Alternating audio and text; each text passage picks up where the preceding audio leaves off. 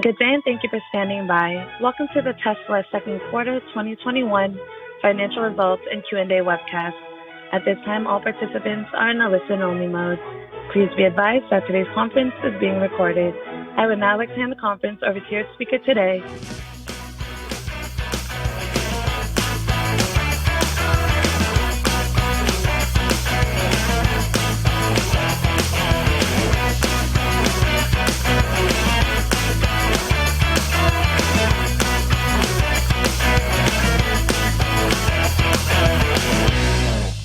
Hello and welcome to Kilowatt. My name is Bodie and I am your host, and we have so much stuff to go over this week. It is the Tesla Q2 2021 earnings call. So we have all of that stuff to get through. We're going to talk a little bit about electric vehicle fires, and then we're going to do something a little different during this earnings call. I collected a whole bunch of stories, news stories throughout the week, and some of this stuff has to do with Tesla, and some of it doesn't have anything to do with Tesla. But I'm just going to kind of pepper things in where they're appropriate, just news-wise. This is something I thought of last week, and I was like, I wonder if this would work. Because the problem is when I do this show, I miss all of the other news that happened this week. And, I feel bad about that. So I'm going to try it and see where it's appropriate and where it's not appropriate. And maybe we can turn it into something new. All right, first up, let's talk about electric vehicle fires, shall we? So Mark emailed in and he said, there's a lot of news about Teslas catching on fire. I saw a news story about first responders needing to prepare for EV fires. As a fireman, can you educate us on the real fire dangers and challenges and cut through some of the FUD? All right. First thing, full disclosure, I work on a ladder truck that does not carry hoses and it does not carry water. So pretty much the only way I would actually go to a vehicle fire on my regular assignment or in my regular assignment is if it was threatening a structure or if it was involved in a car accident. So I'm just going to put that out there. Now, that doesn't mean that I know nothing about vehicle fires. I worked on an engine for a really long time, and then I've done this podcast, and I've done a lot of research and training into what it takes to put out an electric vehicle on fire versus an internal combustion vehicle that's on fire. So I'm not going to call myself an expert, but I'm also no dummy when it comes to this kind of stuff. First, let's talk about internal combustion engine fires.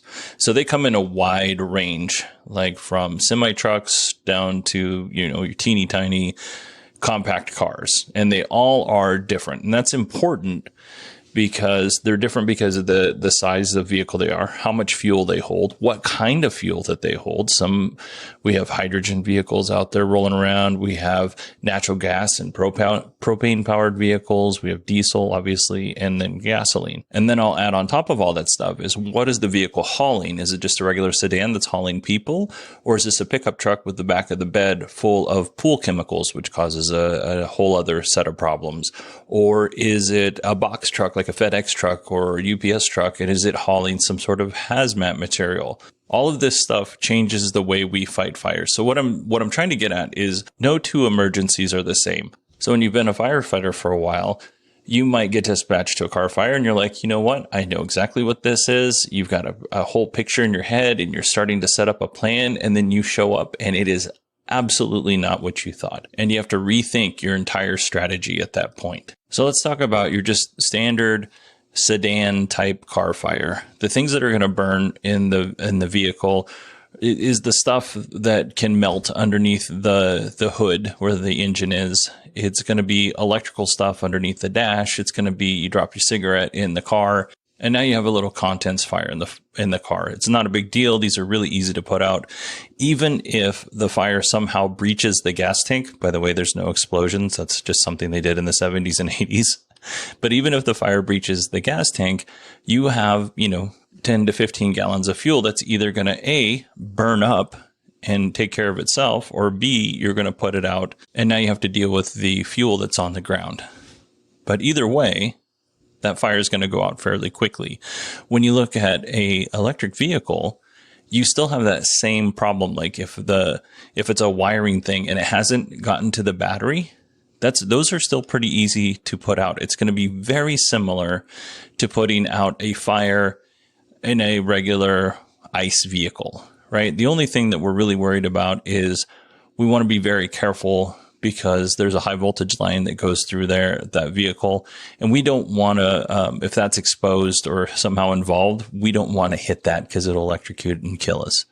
But other than that, it's just a very simple fire, right? Those are bread and butter, very easy fires. Where it becomes more difficult or it becomes more long-term for us as firefighters is when it involves the battery. So if the battery gets into this thing called the thermal runaway, which means that it's heating up real fast and it's putting out energy, and eventually those battery cells will catch on fire, and that runaway will continue down the battery pack and catch more cells on fire and things like that. And there's so much energy in this battery pack that it just keeps going and going and going, right? You can put water on it, but it's not going to necessarily put it out, because all you're trying to do at that point is cool it. There are basically three ways to put out a fire. One is remove the fuel. Two is remove oxygen. And three is to cool it down below its ignition temperature, right? So that's what we're trying to do on electric car battery fires, because we can't really get up in there with our hose lines to hit those battery cells because they're encased in that battery pack. So that's our goal. That's why it takes so long, because this battery pack is putting out so much energy, so much heat, that we have to continuously spray this thing down to keep it cool. And there are times when that battery pack might reignite. So according to the National Fire Protection Agency, you need 3,000 gallons at minimum to put out a electric car fire when the battery is involved. And if you just go back to that example of the standard sedan, most firefighters can put out a standard car fire that really doesn't matter how big the car is unless it's like a semi-truck or a bus. But most firefighters can put out a standard car fire with less than 700 gallons. And that's tank water. And what tank water is, that's the water that is carried on the truck before you hit a hydrant. So in firefighter world, if a firefighter goes out there and drains the tank and still hasn't put out the fire, that's actually, you're actually kind of teased about that, because 99 times out of 100, that car fire is going to go out with tank water. So if you have not used your water efficiently, then you're going to have to hit a hydrant basically, or have somebody ferry water to you. And that's even more embarrassing because you couldn't put out the fire and you have to call for backup. And let me tell you folks, firefighters like to talk, and they really like it when their compatriots fail. So it's a lot of good fun for us. So to sum this all up, electric vehicle fires are no more dangerous, in my opinion, from what I've seen, than regular ICE vehicles. Now, I will say, when electric car fire and the battery is involved, when that catches on fire, that's a way more spectacular to watch than just your standard car fire. But based off the information I've read and talking to other firefighters who have been on electric vehicle fires, they're no more dangerous than ICE vehicles. They're just different. And we have to learn how to fight those fires in a different way. Just like we don't fight the sedan fire in the same way that we fight the semi-truck fire. And that pickup truck fire that we talked about earlier with the pool chemicals in it, when we roll up to that car, we're going to treat it completely different than if it did not have the pool chemicals in it. So what I'm saying here is that a lot of things are blown out of proportion. I mean, our job is to mitigate situations, and not all situations are mitigated the same way every single time. All right, I feel like I've beat that dead horse pretty thoroughly, so let's move on. Let's hear Elon's opening statement for Tesla's Q2 2021 earnings call. So to recap, Q2 2021 was a record quarter on many levels. We achieved record production, deliveries, and surpassed over $1 billion in GAAP net income for the first time in Tesla history. I'd really like to congratulate everyone at Tesla for an amazing job. This is really an incredible milestone. It also seems that public sentiment towards EVs is at an inflection point.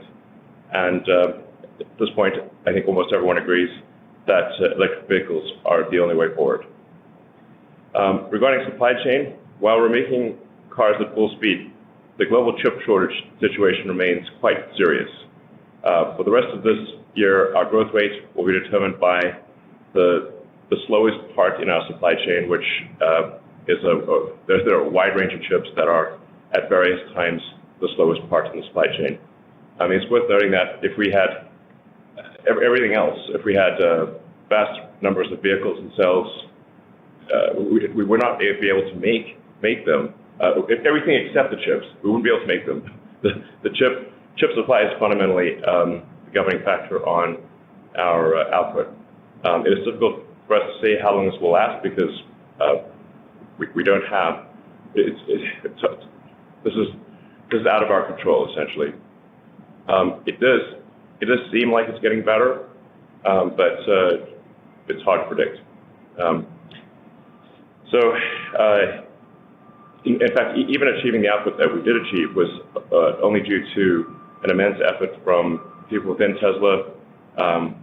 We were able to substitute alternative chips and then write the firmware in a matter of weeks. It's not just a matter of swapping out a chip. You also have to rewrite the software. So it was an incredibly intense effort of finding new chips, writing new firmware, integrating with the vehicle, and testing in order to maintain production. And I'd also like to thank our suppliers who work with us. There've been many calls, midnight, 1 a.m., just with suppliers in resolving a lot of the shortages. So thanks very much to our suppliers. Let's see, in terms of FSD subscription, we were able to launch full self-driving subscription last month, and we expect it to build slowly but then gather a lot of momentum over time. Obviously, we need to have the full self-driving build widely available for it really to take off at a high rate, and we're making a lot of progress there. So, yeah, I think FSD subscription will be a significant factor probably next year. With regard to GigaTexas and GigaBerlin, we're actually doing this earnings call from GigaTexas, so we're in the factory right now doing this earnings call. And the team has made incredible progress here. You can see the pictures online, and see that there's basically nothing a year ago, and there's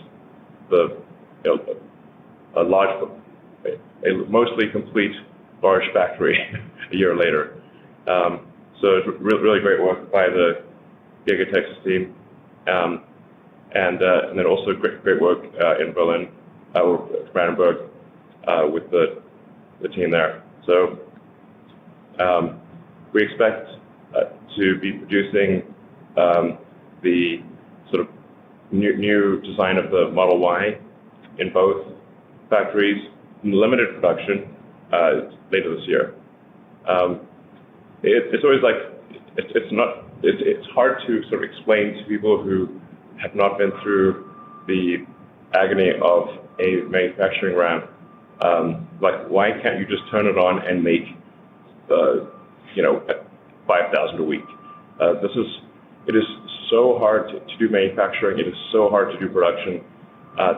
First approximation, there are 10,000 unique parts and processes that have to work, and the rate of growth of production goes as fast as the least lucky and dumbest of those 10,000 things.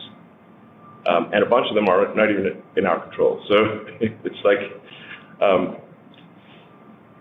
it's insanely difficult. I'm fond of saying that prototypes are easy and production is hard. And arguably the really remarkable thing that Tesla has done is not to make an electric car or to be a car startup, because there have been hundreds of car startups in the United States and outside the United States. So the thing that's remarkable is that Tesla didn't go bankrupt in reaching volume production. That's the amazing part, because everyone else did. Because they all thought the prototype or the idea was the hard part, and it is not. It is trivial by comparison with actual production. So it's always worth noting that of all the American car companies, there are only two that have not gone bankrupt, and that is Ford and Tesla. So,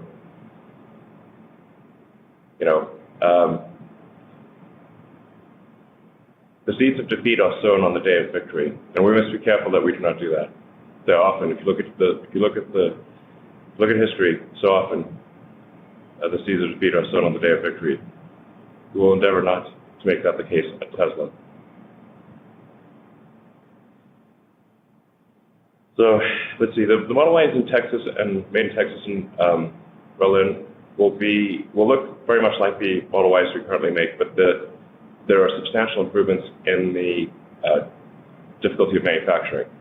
So for example, the Model Y made here and in Berlin will have a cast front body and a cast rear body, whereas the one in California has a cast rear body but not a cast front body. We're also aiming to do a structural pack with 4680s cells, which is a mass reduction and a cost reduction. But we're not counting on that as the only way to make things work. We have sort of a backup plan with a non-structural pack and 2170s essentially. So, but at scale production, we obviously want to be using 4680s and structural pack. From a physics standpoint, this is the best architecture, and from an economic standpoint, it is the lowest cost way to go. So the lightest, lowest cost. But there's a lot of new technology there, so it is difficult to predict with precision when does it work and when do you reach scale production. And Drew's going to talk a bit more about the 4680 production. So we are making great progress on the 4680 cells, but there is a tremendous amount of innovation that we're packing into that 4680 cell, and so it's not simply a sort of minor improvement on state of the art. There are, and we went through this on the battery cell day, really dozens of, half a dozen major improvements and dozens of small improvements. So I think it will be great, but it's difficult to say when the last of the technical challenges will be solved. So in conclusion, our team continues to make huge efforts to make our factories run at full speed, which is very difficult. We have had some factory shutdowns due to part shortages, and we hope those will be relieved in the coming weeks and months. And we're making great progress on full self-driving. Some of the progress is not easy to see because it's at sort of a foundational software level. And so then it ends up being sort of a 2 steps forward, 1 step back situation. But over time, if you do 2 steps forward, 1 step back, and keep going, you do move forward. I'm highly confident that the cars will be capable of full self-driving. If they have a full self-driving computer and the cameras, I'm confident that they will be able to drive themselves with a safety level substantially greater than that of the average person. All right. Great opening remarks by Elon here. Let's talk about it real quick. First of all, first $1 billion quarter for Tesla. So that is fantastic for that company. And that's without factoring in the regulatory credits that they sell to other companies. So a huge win for the company there. Elon talked about the supply chain. And right now, all companies that deal in manufacturing are having issues with supply chain. And, it's no different for Tesla or a company like Apple. They're just short on chips.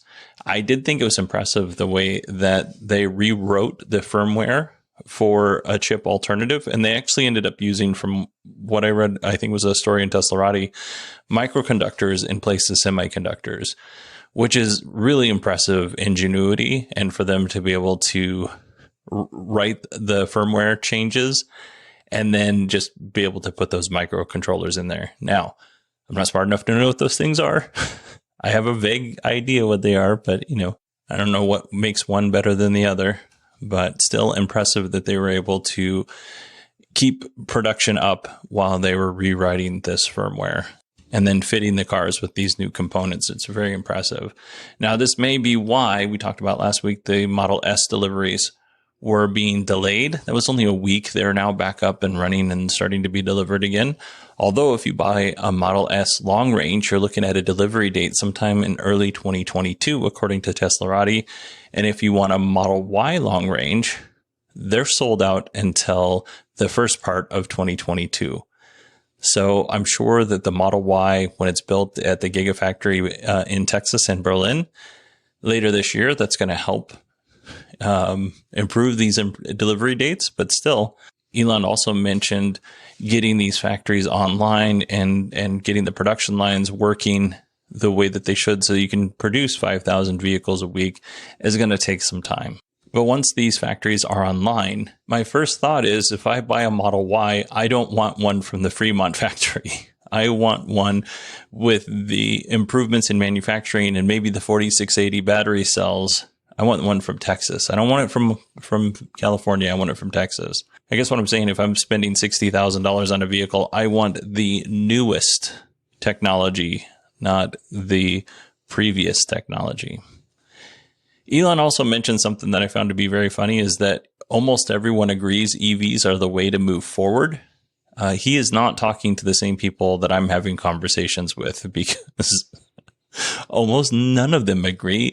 Most of the people, regular people I have conversations about this stuff about, still thinks that EVs aren't ready. So, I don't know. I don't know who he's talking to. Not much of an update on the full self-driving subscription. So let's go ahead and jump into Zachary Kirkhorn, the CFO of Tesla, his opening remarks. Just to reiterate, Q2 was a great quarter for the Tesla team with strong improvements across the business. In particular, auto gross profit and margin, excluding credits, increased substantially. This was primarily driven by better cost optimization across our factories, good execution against our cost reduction plans, as well as increases in production and delivery volume. There was some benefit from pricing action, mostly in North America. However, it was small in the context of the other contributors. Note that the Model S and X program was at a slight loss for the quarter due to the relatively low volume. And supply chain challenges, including expedites, continued to provide cost headwinds. Additionally, it's encouraging to see the progress made on profitability within our energy and services and other businesses.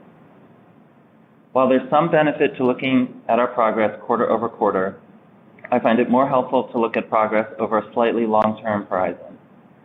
Over the last 2 years, our vehicle delivery volumes have more than doubled.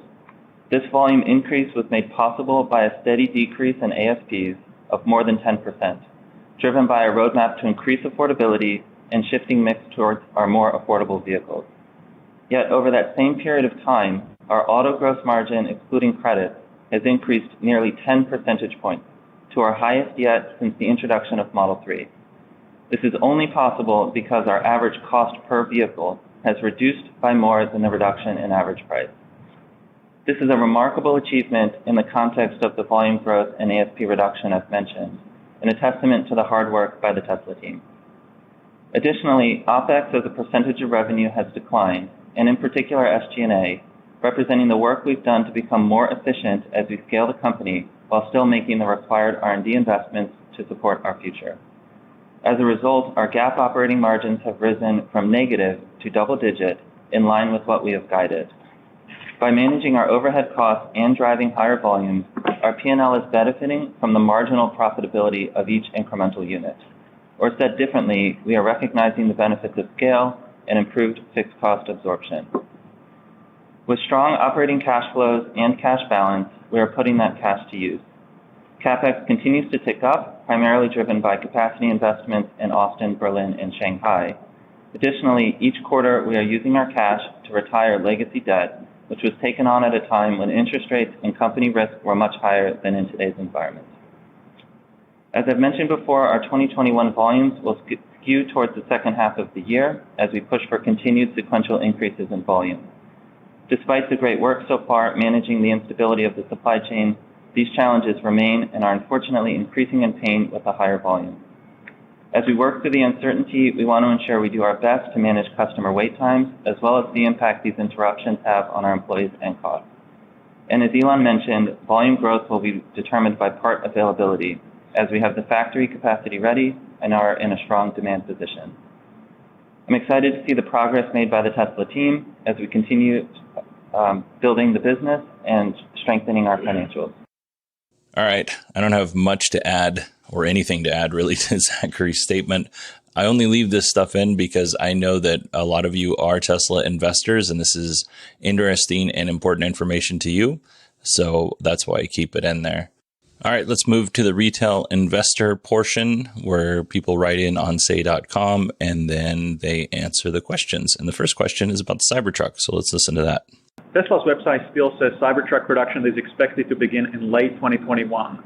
Can Tesla share more details on the current status of the Cybertruck and confirm if production is still Sorry, we cut out there for a second. The Cybertruck is currently in its alpha stages. We finished the basic engineering architecture of the vehicle. With the Cybertruck, we're redefining how the vehicle is being made. As Elon said, it carries much of the structural pack and large casting designs of the Model Y being built in Berlin and Austin. Obviously, those take priority over the Cybertruck, but we are moving into the beta phases of Cybertruck later this year, and we'll be looking to ramp that in production in GigaTexas after Model Y is up and going. In order for Cybertruck and Semi to scale to volume that's meaningful for customer deliveries, we've got to solve the chip shortage, or working with our suppliers. People sometimes say, "Why don't you just build a chip fab?" Okay, that would take us, even moving like lightning, 12 to 18 months. So it's not like you can just whip up a chip fab. It's just like, I'll just make a quick chip fab. The Cybertruck and Semi actually both are heavy users of cell capacity. So we've got to make sure we have the cell capacity for those two vehicles, or it's kind of pointless. We can make a small number of vehicles, but the effective cost if you make a small number of vehicles is insane. Like they would literally cost $1 million a piece or more. There's a reason why you do things at volume production, which is to get the economies of scale that get the costs down. But we are looking at a pretty massive increase in cell availability next year. Even without Tesla cell production, we believe our suppliers will be able to deliver about twice as much cell output in next year as this year. Drew, do you want to talk more about that? Given concerns over cells bottlenecking growth, our target is to grow cell supply ahead of the 50% year-on-year growth targets of the vehicle business and also enable increased energy storage deployments. Our cell suppliers are tracking to double their production in 2022. All right. So I cut out a lot of stuff in this answer because a lot of it wasn't really super important or they had already talked about it. For instance, the difficulties in manufacturing big products is hard. And then also, there's a supply chain shortage. We already know these things, but they hit them again. So apparently that is something that is definitely weighing on Elon and the team's mind. Cybertruck is going to be moving into beta later this year after the Model Y has been built first. Elon thinks, and this is something that I cut out, that nickel-based battery cells, which contain about 2% cobalt, will be replaced with an iron-based chemistry, which contains 0% cobalt, according to Elon, which I was under the impression that it contained a very small amount of cobalt. Bigger than 0, but smaller than 2. But Elon says it's 0 cobalt, and since he probably knows better than I do, we'll just go with that for now. So the iron-based chemistry will be 2/3 of the market, Elon thinks, with the remaining third being nickel-based. And I would imagine that the nickel-based, since it costs more for the battery cells, the nickel-based is a little bit more reliable than the iron-based right now, as we're talking today. But I would imagine the nickel-based would go into high-end vehicles, and then the iron-based would go into your lower-end vehicles like they're doing in China. But in terms of, is the Cybertruck delayed? We don't know. We don't know if it's delayed or on time because they haven't confirmed anything. So my guess is that they're trying really hard to get one or two of these Cybertrucks out by the end of the year so that they can say they're on time. However, they're preparing us for a delay, which could even go into the second quarter of next year. Who knows, depending on how difficult the Cybertruck is to build at scale. And then also, are they able to get the parts that they need? Speaking of getting the parts that they need, Tesla has confirmed after the earnings call that they are delaying the Tesla Semi program until 2022. So does that mean manufacturing will start in 22, or they'll just start, getting the lines up and running in 2022? We don't know yet, but we'll see. Kind of on the same subject, but not really. Speaking of materials that make up batteries, such as cobalt, nickel, and iron, J.B. Straubel, former CTO and court-appointed co-founder of Tesla, has received a $700 million investment in his battery recycling firm, Redwood Materials. So basically, they take all of the important stuff out of battery cells and they recycle them so that they can be put in new batteries. And as a happy coincidence, Tesla filed a patent to recover and recycle nickel and cobalt from old batteries. Now, this is just a patent, so there's no guarantee that Tesla is going to do this. But based on how important these minerals are to Tesla, I would imagine that they're going to start recycling their own batteries. I mean, they didn't like the seats that they were sourcing for the Model S, so they just, or I think it was the Model 3, so they just started building their own. So it's not too far of a stretch to think that they might actually start building their own batteries, or recycling their own batteries. All right, let's go ahead and listen to Elon and the team talk about opening up the Supercharger network to other EV manufacturers. Elon has said that Tesla will be opening up the Supercharger network to other EVs later this year. Can you share some more details on how this will be structured? Will this be a select brands, or will they contribute to the growth of this network? Currently thinking it's a real simple thing where you just download the Tesla app and you go to a Supercharger and you just indicate which stall you're in.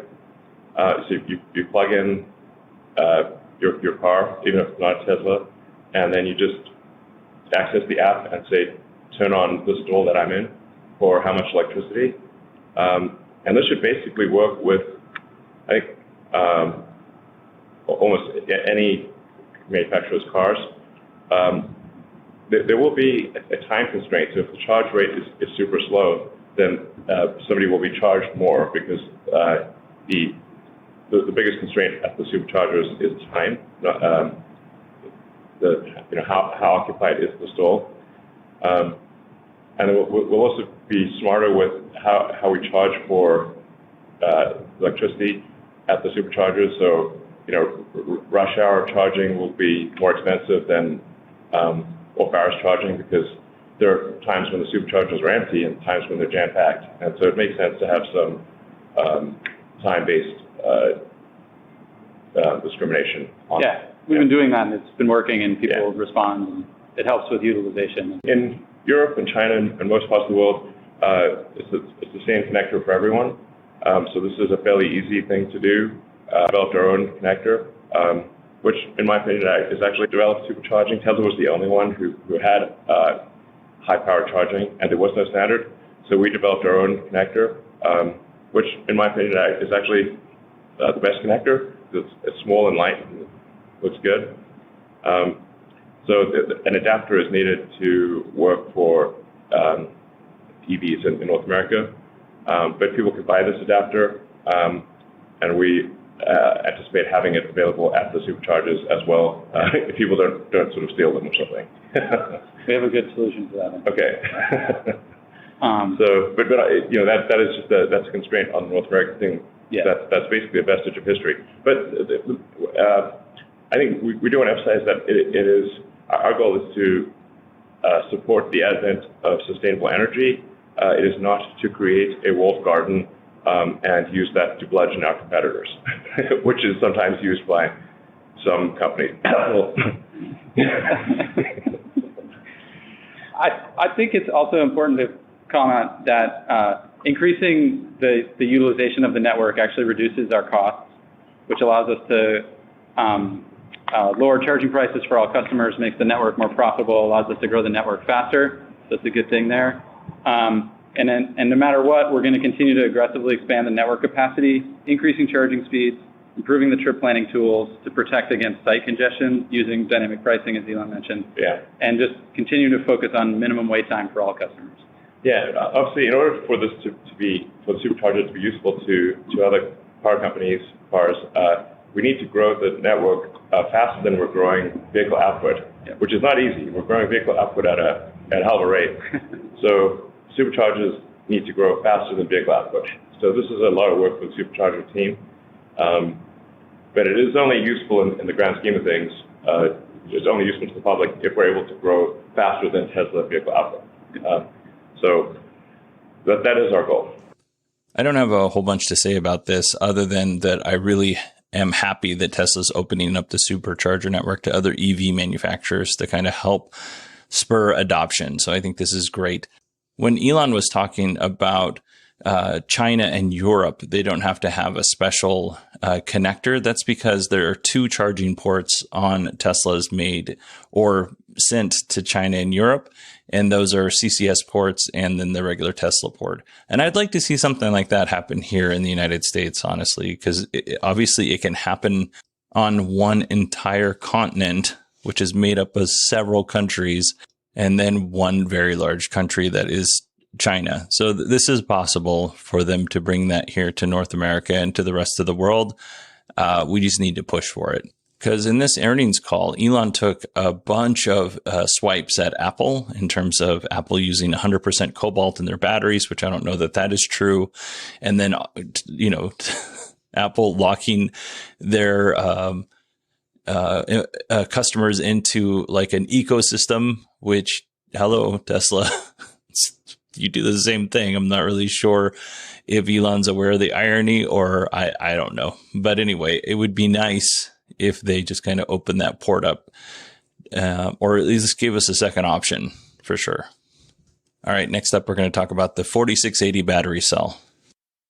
Elon said 4680 cells aren't reliable enough for vehicles. Is this referring to cycle life, degradation, or something else? Please update us on progress of 4680s and what is still needs to be done to make them reliable enough for vehicles. Yeah, I mean, really, this is not. We'll definitely make the 4680 reliable enough for vehicles, and I think are at the point where in limited volume it is reliable enough for vehicles. Yes. Again, going back to limited production is easy, or prototype production is easy, but high volume production is hard. There are a number of challenges in transitioning from sort of small scale production to a large volume production. Not to get too much into the weeds of things, but right now we have a challenge with basically what's called calendaring, or basically squashing the cathode material to a particular height. So it just goes through these rollers and gets squashed like pizza dough, basically. But very hard pizza dough, and it's denting the calendar rolls. This is not something that happened when the calendar rolls were smaller, but it is happening when the calendar rolls are bigger. So just we're like, okay, we weren't expecting that. Yeah. It's not a science problem. It's an engineering problem. It's not a question of if, it's a question of when, and the team is 100% focused on resolving these limiting processes as quickly as possible. Exactly. And on the reliability side, as Elon mentioned, we have successfully validated performance and the lifetime durability of the 4680 cells produced at Kato. And we're continuing ongoing verification of that reliability. We're actually accruing over 1 million equivalent miles on our cells that we produce every month in our testing activities. As the focus on that is very clear. We want high quality cells for all of our customers. We're just focused on the unlucky limiting steps in the facility. And with the engineers focused on those few steps remaining, we're going to break through as fast as possible. Meantime, we're we have a massive amount of equipment on order and arriving for the high volume cell production in Austin and Berlin. And but obviously, given what we've learned with the pilot plant, which is in Fremont, which is really quite a big plant by most standards, we will have to modify a bunch of that equipment. So, it won't be able to start like immediately. But it seems like, Drew, correct me if I'm wrong, but we think most likely we will hit an annualized rate of 100 gigawatt hours a year sometime next year. We'll have all the equipment installed to accomplish 100 gigawatt hours, and it's possible that by the end of the year we will be at an annualized rate of 100 gigawatt hours by the end of the year.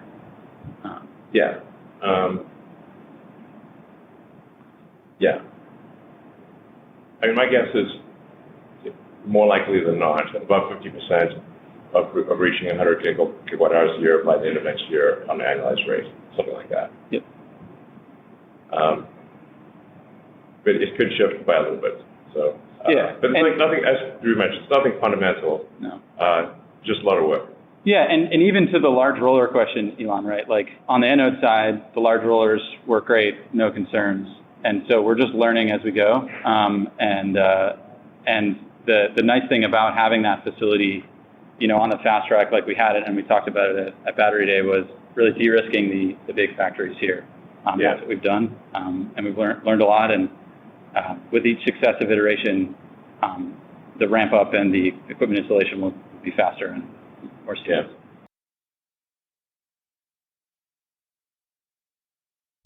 All right. I really don't have a lot to add to this once again, but I do appreciate their candor, and I could listen to a whole series of podcasts about, problems that they've had making the battery cells or making the vehicles, and how they overcame them. That is endlessly fascinating to me. So I like it when they kind of get into the nuts and bolts and the nerdy details.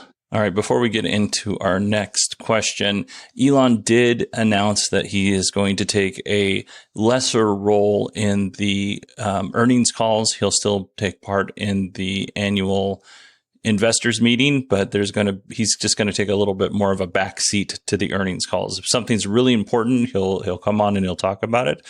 But this is the last earnings call where he will be front and center. And while we're talking about Elon being front and center, Elon has announced that Tesla AI Day will take place on August 19th. And if you work at Tesla and you have the ability to get me into that little event, which I'm not holding my breath, but whatever, I might as well throw it out there. Bodie, BODIE at 918 Digital, and I appreciate it. All right, let's go to the institutional investors. And the first question we're going to hear wasn't the first question asked, but they had already pretty much answered it.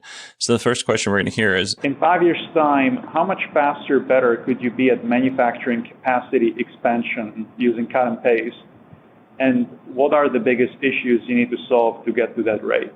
I think we might be the fastest growing company in history for any large manufactured item. So those who have not actually been involved in the manufacturing ramp have just no idea how painful and difficult it is. It's like, you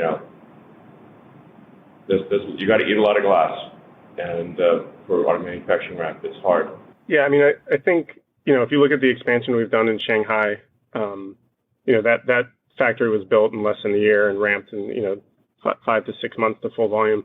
When you consider too long than that, by about a year. And when you consider cut and paste, we've repeated that, in Fremont and whatever. But now with Berlin and Austin, we have new factories and new designs. And so there's always challenges, as you said, Elon, with new designs and ramping that. But I think having teams in 3 locations or 3 continents will definitely expand our ability and our capacity to,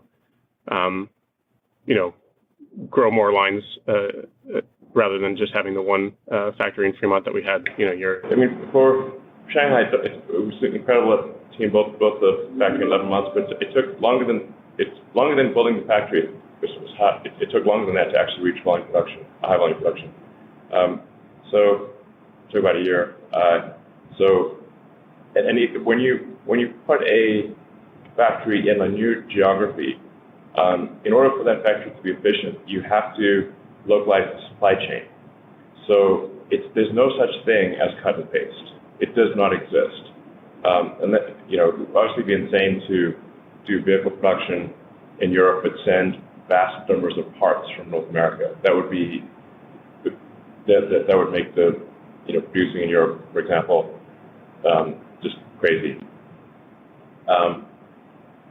You've got to localize the supply chain to have efficiency, and then you're moving as fast as your least lucky, least good supplier. It takes a while to hire all the people and train all the people to operate the factory. A factory is like a giant cybernetic collective, and you can't just hire 10,000 people and have it work instantly. It's not possible. All right, again, another highlight of the pitfalls of manufacturing. I left some of that in there, and the reason why is because I cut a lot of it out in the beginning, and I couldn't remember 100% of what I cut out and what I left in. So this was a nice little catch-all compared to the 14 minutes or so that I've already cut out of the earnings call.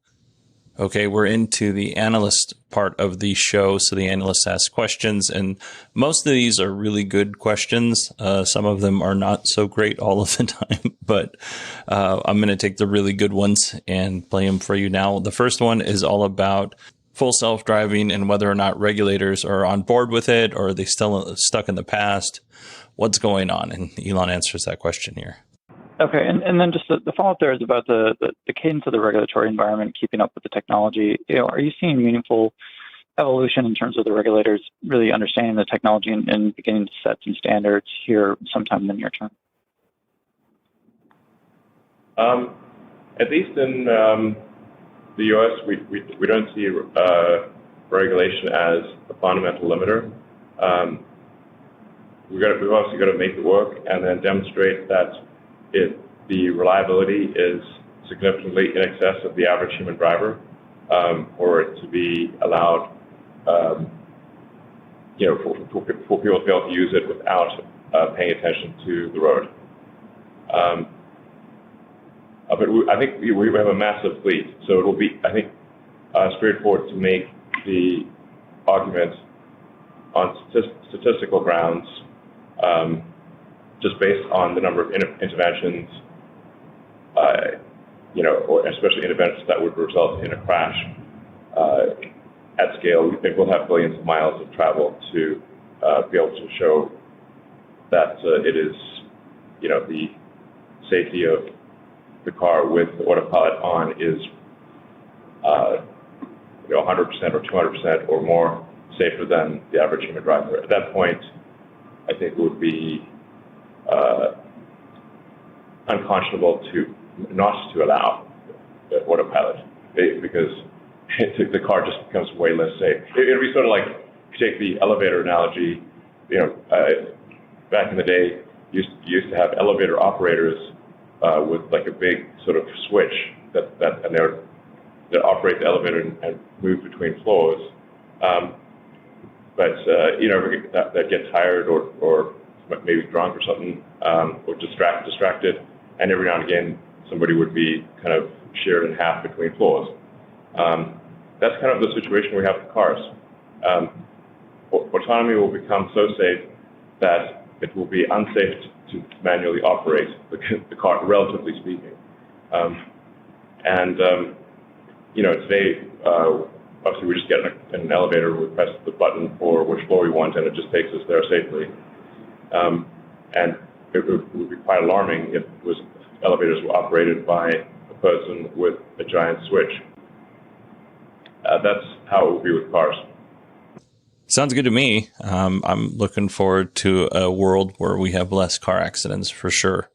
Not zero car accidents, because things are still going to go wrong. I think people look at this kind of stuff like full self-driving and they say, okay, well, no more accidents. And then when an accident happens, they make a big deal out of it. And it's not that it's not a big deal because it's an accident and somebody could get hurt or killed. It's just that accidents are going to happen. Like my kids ride their bicycles and they fall down. It's not the bicycle's fault. It's not the bike's fault. Hell, I am, 46 years old. Occasionally I get a little stupid and try to show off for my kids and I fall down. And that's 100% my fault. But it's not the bicycle's fault. So what I'm saying here is accidents will occur going forward. Hopefully it's just going to be less accidents. It's the same kind of principle when people talk about electric vehicles and you have that one friend that argues that, well, it's polluting the earth because they're pulling minerals out of the earth and building a vehicle. And that is 100% true. And so I don't have an argument for you there, but I will say that once the vehicle's built, it's a whole lot better than having a electric vehicle that's burning mostly clean energy in most cases, not in every case, than an ICE vehicle that's burning dirty petroleum every single time. Even if the electricity is dirty, it's still cleaner than burning hydrocarbons. In our next clip, the analyst talks about or asks about the new battery technology that Tesla has with the dry cathode. And they've already answered some of this, but they do give us some more details, especially on that Fremont battery line. So let's listen in. Just separately from this, can you just clarify what the status is of some of the advances in battery manufacturing, things like dry cathode mixing that you talked about on Battery Day? What's the timeline? How are those evolving? Yeah, we commented on it today already, actually. But in the facility at Cato, over 90% of the processes have demonstrated rate there, but we are limited by the unlucky few that have not, and that's what we're working on. One of them that Elon mentioned was running the full-scale cathode calendar. We're working through some improvements that we need to make to that equipment and to the actual raw material itself to not have those limitations. But again, it's an engineering problem. It's not a question of if, it's a question of when. On the mixing side, we haven't actually really had any challenges specific to your question. And fundamentally, we're still happy with the dry process direction in terms of the factory footprint, complexity, utility consumption, space, and overall complexity simplification. Yeah. And the cost associated with everything that I just mentioned. Yeah. And don't overemphasize dry cathode. It is I don't know, maybe it's like 10 or 15% of the cost improvement or something like that. I don't know, 20% maybe over wet. Oh, yeah, 10, closer to 10. Yeah. So it's like just like people don't think like this is like the Messiah or something. Wet versus dry reduces. Dry is like 10% less cost than wet. So it's not, not 10%. Still nothing to sneeze at, especially if you're making, hundreds of gigawatt hours a year. But it's not the Messiah, basically. Yeah. All right. In our next clip, because we're running out of time here and I don't have really much to say on that, we're going to hear more about the 4680 battery, but more in terms of sourcing. Now, the gentleman asked the questions, have you talked to your suppliers about them building the 4680 battery cells for you? We already know, if you listen to this show, that Tesla is working with CATL, LG Chem. I believe they're still working with Panasonic on this, and then maybe Samsung. I don't know if Samsung is 100% or not, so don't quote me on that. But they're working with a lot of battery manufacturers on top of building their own to build these 4680 cells. But Elon's answer goes into a little bit more detail in terms of the plan for long-range batteries versus the shorter range vehicles, and I think it's a good answer. I don't necessarily think it's a great question at this point, but I think it's a good answer. I was wondering how you're looking at your sourcing strategy for the 4680. You've talked a lot about all the work you're doing to develop your in-house production. But what about asking other battery manufacturers to do 4680 cells with their own technology, maybe less less innovation than what you guys are lining up internally. And I was wondering if the first 4680 cells that we'll see on the road will definitely come from Tesla's own manufacturing lines, or whether they could be coming actually from outside suppliers as well. I have a quick follow-up. Yeah, we are in fact working with our existing suppliers to produce 4680 format cells. This is just a guess right now, but I see us sort of like consolidating around a 4680 nickel-based structural pack and for long-range vehicles, and then not necessarily a 4680 format, but some other format for iron-based cells. And so we right now we kind of have the Baskin-Robbins of batteries situation, where we have so many formats and so many chemistries that it's like we've got like 36 flavors of battery at this point. This results in an engineering drag coefficient, where each variant of cell chemistry and format requires a certain amount of engineering to maintain it and troubleshoot, and this inhibits our forward progress. So it is going to be important to consolidate to just maybe ideally 2 form factors, maybe 3, but ideally 2, and then just one nickel chemistry and one iron chemistry, and so we don't have to troubleshoot so many different variants.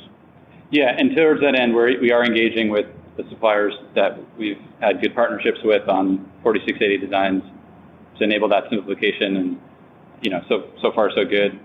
They're working on, they're bringing their core competencies to bear on that. We're not mandating like what's going on inside, but it's been a good collaboration. Yeah.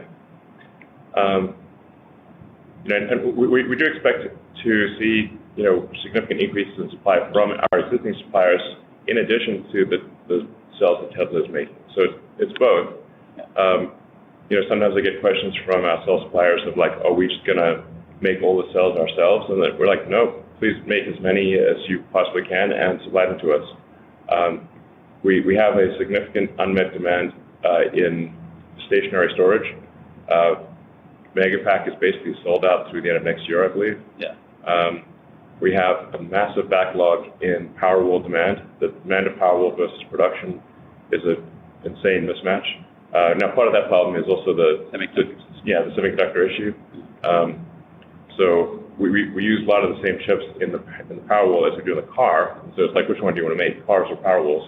So we need to make cars, so therefore Powerwall production has been reduced. But as that semiconductor shortage is alleviated, then we can massively ramp up Powerwall production. I think we have a chance of hitting an annualized rate of 1 million units of Powerwall next year, maybe, sort of on the order of 20,000 a week. But again, dependent on cell supply and semiconductors. But in terms of demand, I think there's probably demand for in excess of 1 million Powerwalls per year, and actually just a vast amount of megapacks for utilities. As the world transitions to a sustainable energy production, solar and wind are intermittent, and by their nature really need battery packs in order to provide a steady flow of electricity.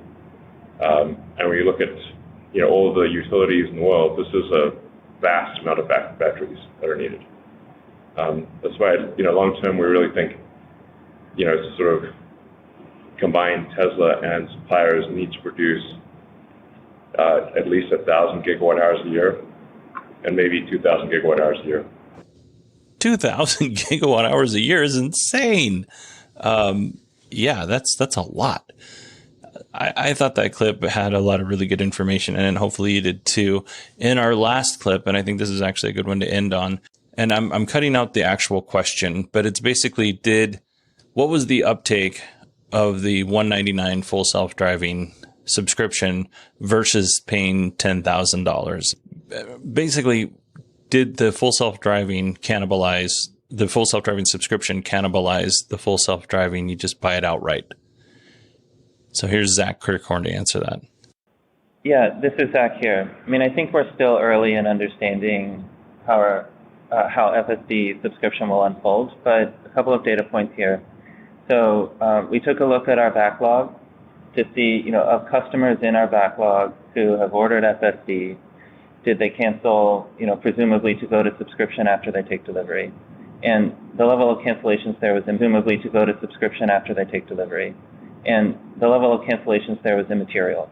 So we're not seeing cannibalization there. It's possible that changes, but that was also part of our pricing strategy at $99 and $199.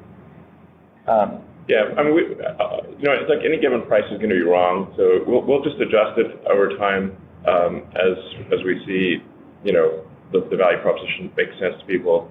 So we're just really, I'm not thinking about this a lot right now. We need to make full self-driving work in order for it to be a compelling value proposition. Otherwise, people are, kind of betting on the future. I mean, right now, does it make sense for somebody to do an FSD subscription? I think it's debatable.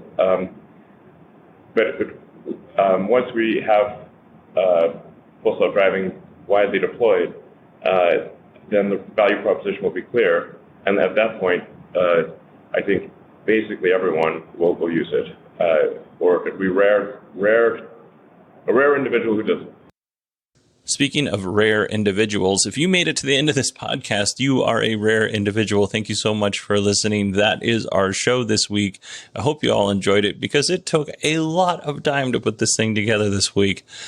I don't know why. It just was really, really difficult. Technical problems and, my own brain, children. So if you enjoyed the show and you listened and you had ads in your show and you don't want ads, go to patreon.com/kilowatt and get an ad-free version of this show. If you have a question or a comment about this show or anything, really, you can email me, Bodie, BODIE, at 918digital.com. You can also find me on Twitter at 918digital, and my DMs are open. So if you want to communicate that way in private, we can. And that is it for me, folks. Thank you so much for listening. Hope you all have a wonderful week. And I will see you next Friday.